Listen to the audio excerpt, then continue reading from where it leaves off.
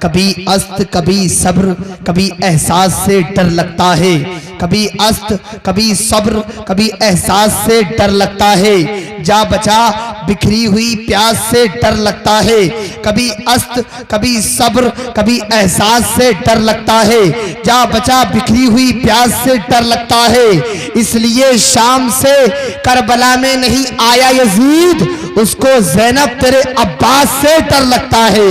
इसलिए शाम से करबला में नहीं आया यजीद, उसको ज़ैनब तेरे अब्बास से डर लगता है। आप दीदार कर रहे हैं मिंबर रसूल पे। तमाम तर मुल्क हिंदुस्तान में सफर करने वाले शौरा मिंबर रसूल की जीनत बन चुके हैं। इनकी मौजूदगी में हजरात में एक बात आपको बताना चाहता हूँ। हजरात हैदराबाद में एक महफिल हो रही थी, किसके नाम की? हुसैन पाक के नाम की। वहां पे हुसैन पाक का जिक्र हो रहा था। लोग हुसैन पाक के नाम के नारे लगा रहे थे, लोग हुसैन पाक के नाम की मनकबत पढ़ रहे थे। मगर हजरात जब वो महफिल वहां पर खत्म हो गई तो एक औरत वहां पे आई।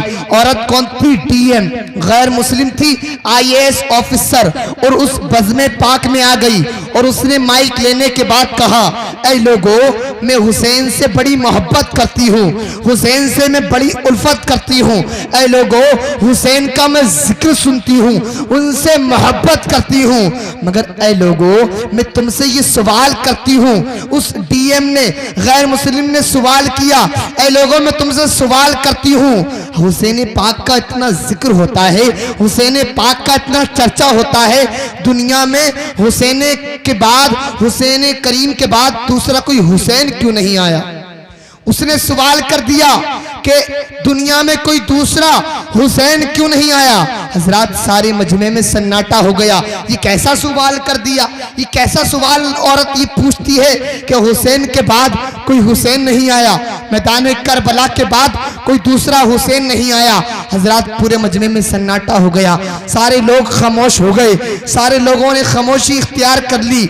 मगर हजरात आप देखें, जो ये हमारे बुजुर्ग होते हैं ना, ये बड़ी बरकतों वाले होते हैं। एक बुजुर्ग खड़े हो गए और माइक लेने के बाद कहने लगे, बेटी, करबला के बाद दूसरा हुसैन तो आ जाता, करबला के बाद दूसरा हुसैन तो आ जाता, हुसैन को पैदा करने वाली कोई फातिमा नहीं आई, हुसैन को पैदा करने वाली कोई फातिमा नहीं आई।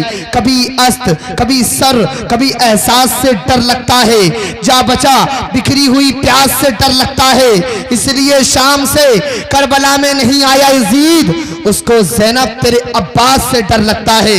मुफ्ती मुर्शिद साहब तकरीर कर रहे थे, हजरात बहुत अच्छा बयान कर रहे थे, नबी की बेटी फातिमातुज़ ज़हरा की शान बयान कर रहे थे। एक शेर में पढ़ता हूँ, कभी गुंबद कभी मीनार की याद आती है, बोलो सुभान अल्लाह। कभी गुंबद कभी मीनार की याद आती है, जब नात पढ़ते हैं सरकार की याद आती है। कभी गुंबद कभी मीनार की याद आती है, जब नात पढ़ते हैं सरकार की याद आती है। और नेक ख़वातीन का जहां भी जिक्र होता है, नेक ख़वातीन का जहां भी जिक्र होता है, फातिमातुज़ ज़हरा के किरदार की याद आती है। नेक ख़वातीन का जहां भी जिक्र होता है, फातिमातुज़ ज़हरा के किरदार की याद आती है। हजरत नबी की बेटी सैयदा तय्यबा ताहिरा आबिदा पाकिज़ा फातिमा, आप शान देखे कितना मर्तबा अल्लाह ने उनको दिया है। हजरत फातिमातुज़ ज़हरा नबी की बेटी रात में अगर नमाज पढ़े सजदे में हो, हजरत अगर फजर की अजान हो जाए, फातिमा हाथ उठा के दुआ करती है, कहती है, ए अल्लाह, तूने इतनी छोटी रात बनाई, फातिमा दिल खोल के सजदा भी ना कर सके। नबी की बेटी फातिमा। हजरात बहुत अच्छा बयान आपने समाप्त करा। आइए अब नसर से नज़म की तरफ चलते हुए मैं आपके सामने दावत सुखन देता हूँ जनाबे गुलफाम रजा खलीली को। हजरत बहुत अच्छे अंदाज में आपको नबी की नाज सुनाएंगे। 15 मिनट के अंदर जो है इंशाअल्लाह आपके अंदर जो है एक जज्बा पैदा करेंगे।